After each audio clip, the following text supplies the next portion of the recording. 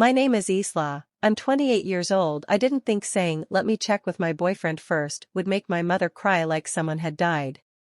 It started with a phone call, a regular one, or at least it was supposed to be. She'd had a rough night. My brother, once again, had said too much after drinking too much. She called me the next morning, voice cracked, breathing shallow, like the hurt was still sitting on her chest. She said he yelled at her, called her toxic, manipulative, and claimed that Dad was the only decent parent he ever had. Apparently, he stormed out after slamming the door so hard a photo frame shattered. I didn't even question her version of the story, I never do. I just said the words that came naturally, "Why don't you come stay with me for the weekend?" At the time, it felt right. Compassionate. She needed space to breathe, and I had it. 2 days. Just enough to wrap her in warmth, make her feel human again, and gently send her back to wherever she and Dad are playing house these days. She said yes. Softly. Thankfully. At least, that's what I heard. But then, the next day, during a planning call, everything changed. She asked what time she should come over Friday. I gave her options, morning, afternoon.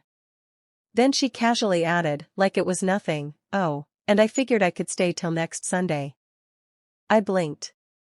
Next Sunday? That's not a weekend. That's 10 days. Wait, I said, trying to keep my tone light, I thought you were coming for the weekend? Like, Friday to Sunday? She laughed, tight, forced. Oh, sweetie, I just thought since I'm already packing, I might as well spend more time with you. We never get to be together anymore. 10 days isn't so bad, right? 10 days. I don't even vacation that long. And here's the thing, it wasn't about her being around too much. It was about us. Me and Nate. My boyfriend. We live together. We have routines, unspoken boundaries, small sacred silences that make our space feel like home. I hadn't even told him she was coming yet. It all happened so fast. So I hesitated. Just for a second. Then I said, I need to check with Nate first. I didn't tell him it would be that long. Silence, not angry silence. Worse, disappointed silence. The kind that echoes. When she spoke again, her voice had thinned into a tremble. Oh. Of course. I see. I panicked. I'm not saying no, I just need to check. It's his space too, you know? Another pause. Then, softly, I guess I'm just not welcome. Cue the spiral. I tried to backpedal, tried to say the right things, but she was already gone, mentally, emotionally. Her breathing changed. I could hear the tears coming before she even said anything. And then, in the most broken, whispery voice, she said, I raised you. I sacrificed everything for you. And now I can't even stay with my own daughter for a few days without being treated like a burden? I froze. I've heard that sentence before. Too many times. Worded slightly differently, sure, but the guilt. The implication that I'm selfish for needing space? That's her greatest hit. Mom, I said, swallowing my own frustration. It's not about not wanting you. I didn't plan for this. I wanted you here, I invited you, I just didn't know it would turn into a 10-day visit. She was crying now. And not quiet tears. These were big, performative sobs. The kind that demand your attention. And that's when I heard my dad's voice, low and distant, over speakerphone. I hadn't even realized he was listening in. Let's hang up, honey, he said. This isn't good for your heart. Like I was the one hurting her. Like I had just slapped her across the face. She mumbled something through tears, I couldn't make out the words, and then the line went dead. I just stood there, phone still pressed to my ear, stomach twisted, skin hot. I felt like I'd done something awful. And yet I hadn't actually said no. I hadn't yelled. I hadn't accused. All I did was pause long enough to remember that my home wasn't just mine. That night, I lay in bed wide awake while Nate slept beside me, completely unaware of the emotional earthquake that had just occurred. I kept rehearsing what I'd said, word for word, trying to figure out how it had gone so wrong. Was I wrong? Was I really so cold? By morning, she hadn't texted. No apology. No clarification. Just digital silence. I didn't know what to do with that. Later that afternoon, I told Nate everything. He was quiet at first. Then he said, honestly? I think you handled it gently. I wouldn't have agreed to 10 days either. But that didn't make me feel better. It made me feel conflicted. Because this wasn't just about a visit. This was about my mom. And guilt has always been our language. Growing up, I remember nights when I wanted to go to a sleepover, and she'd say things like, I guess I'll just be alone again tonight. Or if I came home and didn't immediately greet her with enthusiasm, she'd murmur, you don't even care I exist. It wasn't abuse, not in the obvious way. It was quieter. Slower. The kind that seeps into your bones and makes you question your instincts. I spent years being the good daughter. The mediator. The one who didn't rock the boat. My brother, not so much. He's been yelling about this for years. Calls her manipulative. Says she rewrites history. I always thought he was being cruel. Now, I'm not so sure. Because the more I think about it, the more I realize I've never really said no to her without consequences. Every boundary I've ever tried to set came with tears. Silence. Coldness. Even my dad, who's always quiet, always calm, doesn't challenge her. He just avoids. Checks out. Lets the storm pass. I used to think he was being respectful. Now I think he's just afraid. After the call, I sent her a message. Simple. Kind. I love you. I really do want you here. But I need us to plan something that works for both of us, okay? She left it on read. For 2 days. I kept checking my phone like a teenager waiting on a crush. It was pathetic. Eventually, she replied. Don't worry. I understand now. You've moved on. I won't bother you again. Moved on? From her? What does that even mean? I called my brother. For once, he picked up. When I told him what happened, he sighed and said, yeah. That sounds about right. I hesitated. Was I wrong? No, he said flatly. You were brave. That surprised me. Brave? You finally saw it, he said. The cycle. I didn't reply, because I knew exactly what he meant, and I hated that he was right. All this time, I've been trying to be the exception. The fixer. The one who could be close to her without getting burned. But maybe that was never an option. Maybe love, in our family, has always meant sacrifice. Of self, of boundaries, of sanity. Maybe saying I need to check with my boyfriend wasn't rejection. Maybe it was rebellion. And maybe, that's why it hurt her so much. Because I wasn't playing the role anymore. I was choosing me. For once. My brother's voice echoed in my head for days. You finally saw it, the cycle. I didn't ask him what he meant right away. I knew. Deep down, I did. But I needed to hear it from someone else. I needed confirmation that I wasn't the villain in this story, that setting a boundary didn't make me the cold-hearted daughter she suddenly painted me to be. Still, guilt is like muscle memory. Even when you stop playing the part, your body remembers every scene, every line. I waited a week before trying to reach out to her again. Not to apologize, not anymore, but to clear the fog between us. I sent a voice note this time. Short. Soft. Hey, Mom. I'm still thinking about everything. I want us to talk. But only if you're ready to talk to me, not at me. I love you. I'm not shutting you out. I just need this to be healthy. She didn't reply. But she listened. 3 times, actually. I could see the play count. I should have expected the silence.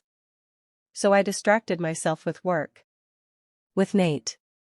With pretending everything inside me wasn't slowly unraveling. That's when my brother texted again. Zach, did she tell you what happened in 2003? I stared at the screen, heart thudding. Me, no. Why? Zach, asked Dad. 3 words. Heavy as concrete. I waited 2 days before calling my father. Not because I was afraid of him, I was afraid of what he might say. Or worse, what he wouldn't. He picked up on the second ring, his voice calm and low, like it always is. Hi, Isla. I didn't ease into it. I went straight for the wound. Dad, what happened in 2003? Silence. Not even breathing. Dad? A sigh. Long tired. He said, you were 7. Zach was 12. We had a crisis. That tells me nothing. Another pause. Then. Your mother had a breakdown. I waited. Nothing else came. A breakdown? I repeated. What does that mean? It means, he said quietly, she wasn't well. Emotionally. Mentally. She had a moment. A scary one. Your brother saw it. I tried to shield you from it. You were too young. What happened? I'm not going into details, he said firmly. That's not mine to tell. But Zach never saw her the same after that. I felt my stomach sink. Did she hurt him? No, he said quickly. Not physically. But, she said some things. Did some things. It wasn't safe. I took you both to my sister's for a week after that. You don't remember? I remember being at Aunt May's, I whispered. I thought it was a vacation. It wasn't. I pressed the phone tighter to my ear. Is that why Zach says she's manipulative? I think Zach has his own pain, he said. And your mother, she struggles to own her part in things. She rewrites the story to protect herself. That part landed like a punch. Because suddenly, so much made sense. The stories that never quite aligned. The way she cried harder when I questioned anything. The way my dad would just disappear emotionally, never arguing, just retreating. I hung up not long after that. He didn't have anything more to offer. Or maybe he just didn't want to relive it. That night, I couldn't sleep. I kept hearing her voice in my head. I sacrificed everything for you. What does that even mean? She says it like motherhood was a battlefield, and like I'm the wound that never closed.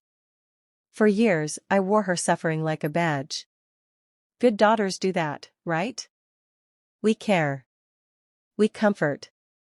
We make space.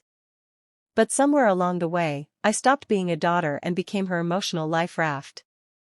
And now, I'm tired of drowning. The next morning, Nate found me on the couch, eyes puffy, cradling a half-full mug of cold coffee. He sat beside me and didn't say anything for a long time. Eventually, I whispered, do you think I'm cruel? He looked at me, slowly, seriously. No, he said. I think you're the most empathetic person I've ever met. Then why does this feel so wrong? Because you're finally choosing yourself. And no one in your family taught you how to do that without shame. That nearly broke me. Because it was true. I had never, not once, set a firm boundary without the crushing guilt that followed. I thought love meant saying yes, even when you're empty. But I was learning, painfully, slowly, that boundaries aren't walls. They're doors with locks. And love should never demand you leave the door wide open just to prove your loyalty. I didn't hear from my mom for another 3 days, and then, she sent a letter. Not an email. Not a text. An actual handwritten letter, folded into a pale blue envelope with my name in cursive across the front. My hands trembled as I opened it. Inside was her handwriting, small and neat. Isla. I've been thinking a lot. About you. About what happened. About how I reacted. I think I've spent so long being afraid of losing the people I love that I forgot how to respect their space. I'm sorry. I'm not used to hearing I need space without panicking. My own mother never let me need anything. I guess I don't know how to be loved without being needed. I don't expect you to fix that. I'm trying to understand. I really am. If you still want me to visit, even just for tea, I'd love that. No guilt. No crying. Just, mother and daughter. Love. Mom. I sat there for a long time, just holding that letter. It didn't erase the past, it didn't answer all the questions. But it was the first time in my entire life I'd seen my mother admit she might be wrong. It was something, and for now, that's enough. The letter softened something in me, but it didn't undo the knot in my chest. When I finished reading it, I folded it carefully and tucked it inside my journal, like it was something sacred. But I couldn't stop wondering, was this change real, or just a reset before the cycle started again? That question haunted me more than I wanted to admit. Because the truth is, part of me wanted to believe her. That maybe, just maybe, she was finally seeing the patterns. Finally understanding that love isn't possession. That saying no doesn't mean rejection, but another part of me didn't believe it. Not yet. So I texted Zach. She wrote me a letter. Zach, apologizing? Sort of. It was gentle. Thoughtful. He didn't reply right away. Then. Zach, don't get pulled back in. That's how it starts. I stared at that message for a long time. Then, against my better judgment, I called him. He picked up, grumbling, "You okay?" "Yeah," I said. I need you to tell me what happened. In 2003. He sighed. Loud. Long, you sure? I'm not sure of anything anymore, I said. But I think I need to hear it. There was silence on the line. Then he said, "She chased Dad with a knife." I froze. What? She didn't try to stab him, he added quickly. But she was drunk. Screaming. Out of control. I was in the hallway. Watching. Dad was trying to pack a bag. I think he was going to leave. She blocked the door. Screamed he was abandoning her. Then grabbed a steak knife and told him if he left, she'd do something terrible. My stomach dropped. You saw all of this? I was 12, Zach said. It seared into my brain. You were asleep upstairs. Or maybe you blocked it out. But yeah, that was the day I stopped trusting her. I covered my mouth, trying to steady my breathing. Why didn't Dad ever say anything? Because he's a coward, Zach said bitterly. He stays silent to keep the peace. Has for decades, and you? I left the second I could, he said. And I've been angry ever since. I didn't know what to say. I believed him. Completely. But I also hated what it meant. Because it meant that my entire childhood, the soft lullabies, the warm hugs, the tea on the bad days, coexisted with a darkness I had never fully seen. She wasn't just fragile. She was volatile, and I'd been bending around her for years, like the explosion was always just beneath the surface. I got off the phone and sat in the silence of our apartment. Nate was at work. The apartment felt too big, too quiet. Like the walls had started listening. Later that night, I reread her letter again. This time, it felt different. Still meaningful. But incomplete. She had written, "I'm trying to understand. I really am." But nowhere in the letter did she say what she was trying to understand. Or why she reacts the way she does. Or what she's working on changing. It was kind. But it wasn't accountability, it was a bandage on a bullet wound. That weekend, I invited her to come over, just for an afternoon. No overnight bag. No extended stay. Just tea and a walk. She accepted. When she arrived, she looked like someone trying too hard to seem relaxed, smile too wide, eyes too bright, voice too gentle. "I brought those cookies you like," she said, holding out a tin. "The lemon ones." I nodded, trying to feel something other than guarded. We sat on the balcony and sipped tea in silence for a while. Then she said, out of nowhere, "I'm sorry for how I reacted." I turned to her slowly. "I panicked," she continued. "When you said you had to ask Nate, I felt abandoned. I know that's not fair. I'm just trying to be honest." "Honesty. That's new." I nodded. "Thank you." She looked down into her tea. "It's hard to feel like the world has moved on without you. Your dad, your brother, they don't really talk to me the same anymore. And now you're grown. In love. Building your own life." I waited. Then said, "That's the point, isn't it?" She looked at me, startled. "We're supposed to grow. To move on. That doesn't mean we don't love you." "But love isn't ownership, Mom." She didn't reply. But she didn't lash out either. That was something I didn't bring up 2003. Not yet. I wasn't ready to hold that mirror up to her face. But I saw the weight she carries, not just guilt, but fear. Fear of being irrelevant. Alone. Forgotten. I felt sorry for her. But I didn't feel responsible. That was new for me. The visit ended peacefully. She hugged me before she left, a little tighter than usual, and whispered, "I'm trying. I hope you can see that." I nodded. I wanted to believe her. But belief takes time.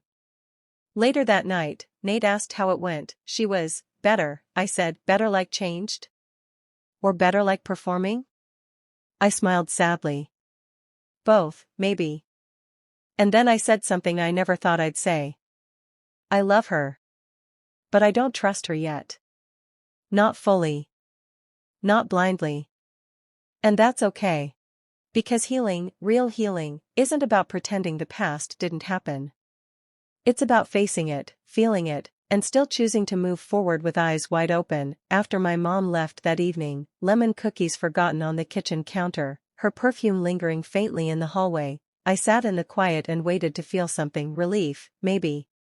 Sadness. Closure. Instead, I just felt haunted. Not by her words. But by what she didn't say. It was the kind of visit where everything seemed calm, but you couldn't shake the sense that something was still wrong, like walking into a room that had just stopped crying. Her smile was softer. Her voice gentler. But something about it felt too practiced. And I realized that's been the story of my mother and me for years. Surface peace. Hidden wreckage. That night, after Nate went to bed, I opened my laptop and did something I never thought I'd do. I started writing down every memory I could think of. Not the soft ones, not the curated ones, the confusing ones. The moments that never quite made sense. The sudden mood shifts. The silent treatments. The stories she told about my father that didn't match what he remembered. The way Zach stopped hugging her after he turned 12. How she once told me, "If I ever lose you, I have nothing left." It was love, I thought. But reading it now, lined out in black and white, it looked like dependence. Emotional enmeshment. And when I looked at it as an adult, not as her daughter, it scared me. The next day, Zach texted again. It was simple.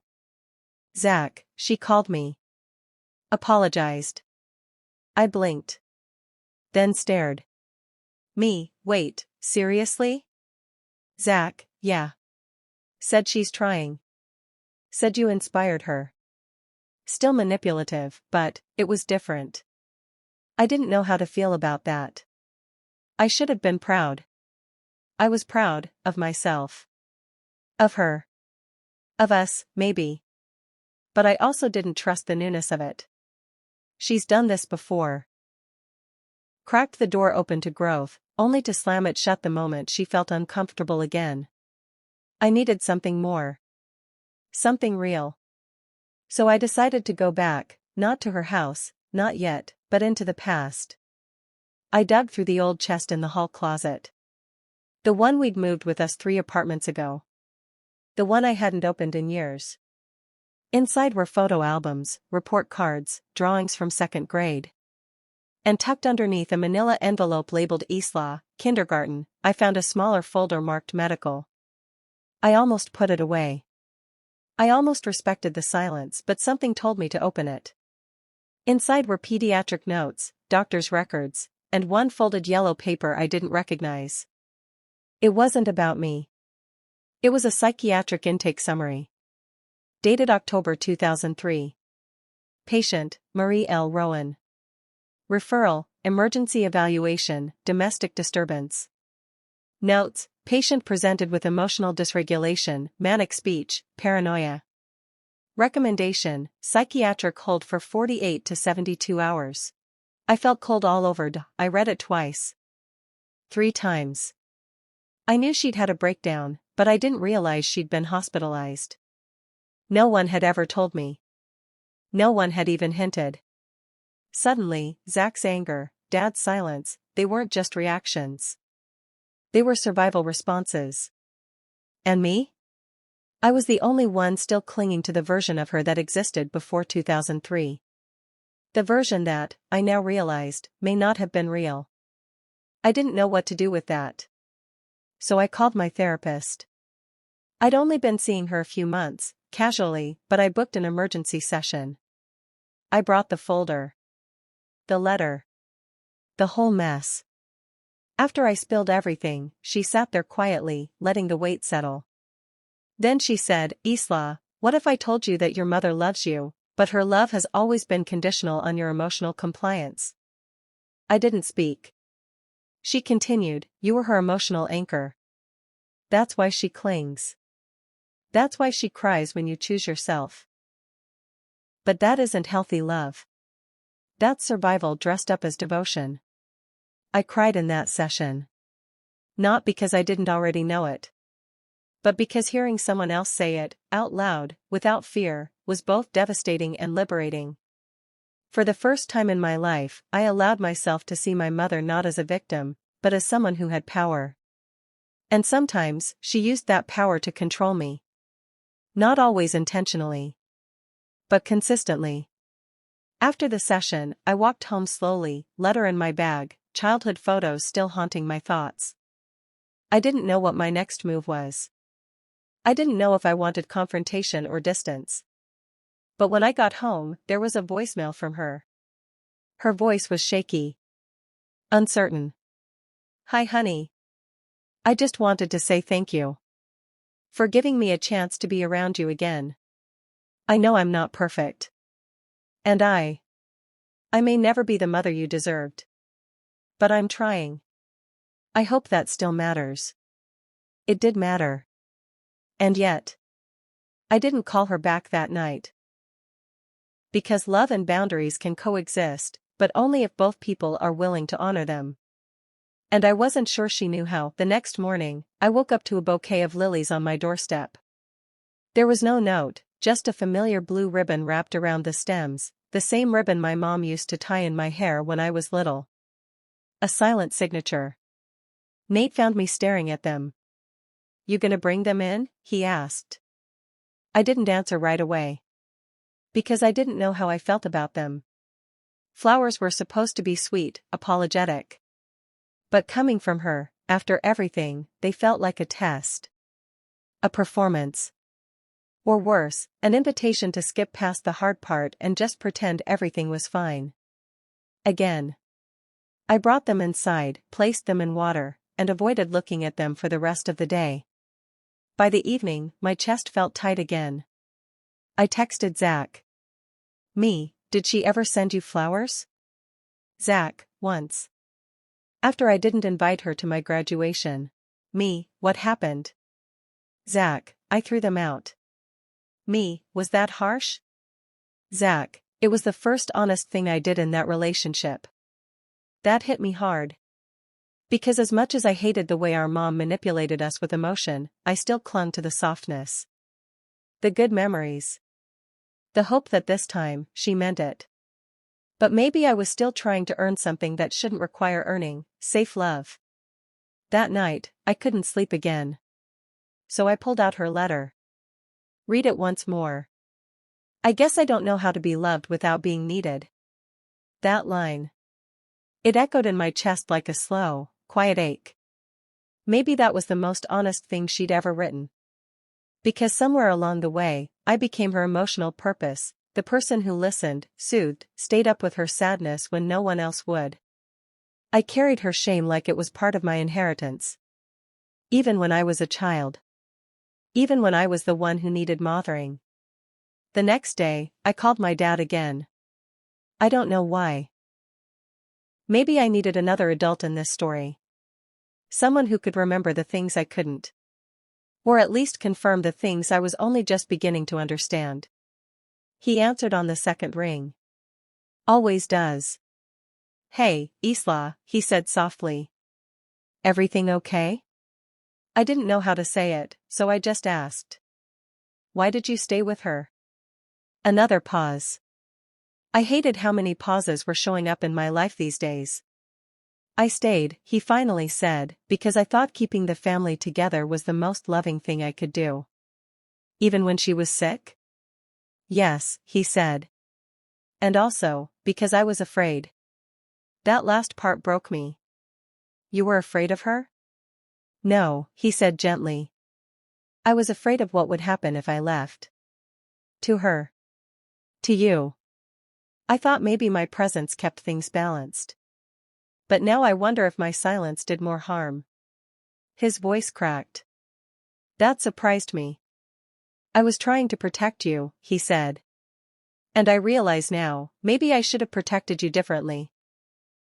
We didn't say much after that. But I felt something shift. Not closure. Not yet. But clarity. He wasn't blameless. But he was human. Like all of us.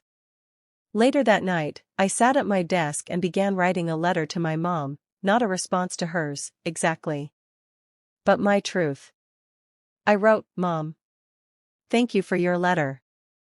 I read it more than once. I could feel the honesty in parts of it, and I want you to know I appreciate that you're trying. But there are things I need to say, too, things I've been afraid to say for most of my life. I love you. That has never changed.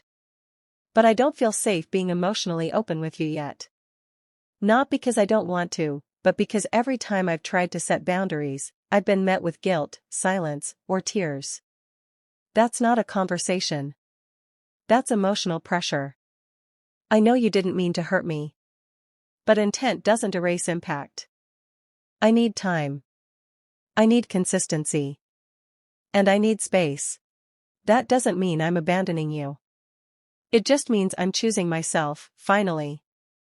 And I hope, truly, that you can respect that. Love. Isla. I didn't send it right away. I let it sit overnight, a small act of self-trust. Something I'm still learning. By morning, I felt clearer. Not lighter.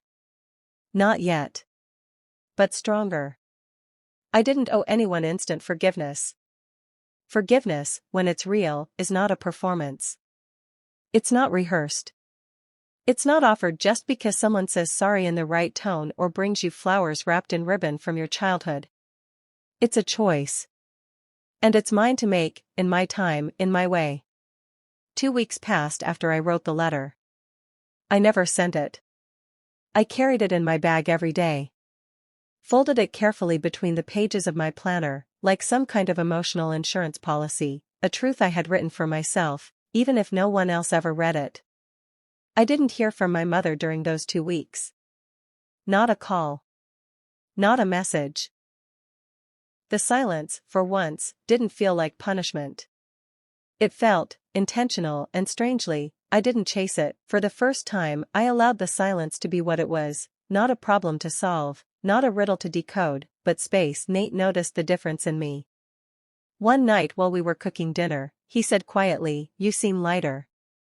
Not happy exactly, but less haunted. I smiled. That's pretty accurate. It wasn't joy I felt, it was clarity. A strange, calm kind of knowing. That I had crossed a threshold I couldn't uncross. That I could still love my mother, without letting her shape me anymore. Then one Sunday, it happened. A knock at the door. 3 soft raps. Familiar somehow. I opened it slowly, heart thudding. It wasn't her. It was my father. He held a white paper bag and a tentative smile. Brought you lunch, he said. I stepped aside. That's unexpected. We sat on the couch, picking at sandwiches neither of us could really eat. He seemed nervous. I didn't press. Until finally, he said, she's in therapy. I blinked. What? Your mom. She started last week. Real therapy. With a doctor. Not a church friend. Not a book club life coach. I swallowed. Why? He looked at me, then down at his hands. Because I told her that if she didn't start doing the real work, she'd lose you. And I wasn't going to cushion the fall anymore. I didn't say anything. She's scared, he continued. But I think she's starting to see it. What she's done. The patterns. I wanted to believe him. I really did. But belief, like healing, doesn't show up overnight. I'm not rushing back, I said quietly. I know I'm not ready to sit in a room with her and pretend the past didn't shape me. He nodded. You don't have to. I looked at him, really looked, for maybe the first time in years. He looked older. But clearer. Like he, too, had been holding a weight he was finally ready to set down. I should have said something back then, he said. When it first started. When I saw how much you were absorbing, you were surviving too, I said. He exhaled. Still. I should have been better. It wasn't an excuse. It was just honest. We didn't hug. We didn't cry. But when he left, he touched my shoulder gently and said, I'm proud of you, Isla. After he left, I unfolded the letter I had written. Reread every line. Then, finally, I placed it in an envelope, sealed it, and mailed it to her. Not because she needed to hear it, because I needed to let it go. A week later, I received a reply. Just a card. Simple. No grand speech. On the front was a photo of wildflowers in the wind. Inside, her handwriting, I read your letter. I didn't cry. I didn't spiral. I just sat with it. 4 hours. You were right. I've made love into something heavy. I'm trying to unlearn that. I hope someday you'll let me love you better. Until then, I'll wait, without pressure. Mom. I read it 3 times. Not because I doubted it, but because I finally felt seen. She didn't beg. She didn't guilt. She didn't even ask to visit. She accepted the distance. The boundary. The consequence of years she can't undo. And that was the most loving thing she's ever done for me. I placed the card beside her old letter, in my journal, and smiled, for real this time. Because healing didn't come with some cinematic reunion. It came quietly, like a door that finally clicked shut after creaking for years. And that's where I'll leave it, for now. I don't know what comes next. Maybe in a few months, I'll invite her for tea again. Maybe we'll sit on the balcony and talk like 2 women finally learning how to speak without pain. Or maybe we won't. Maybe the greatest love I can give both of us is space. But this much I know. I'm no longer the girl who says yes to avoid the tears. I'm not the daughter who swallows herself whole to keep the peace. I'm Isla. I am choosing myself. And for once, that's not something I feel guilty for. It's something I feel free for.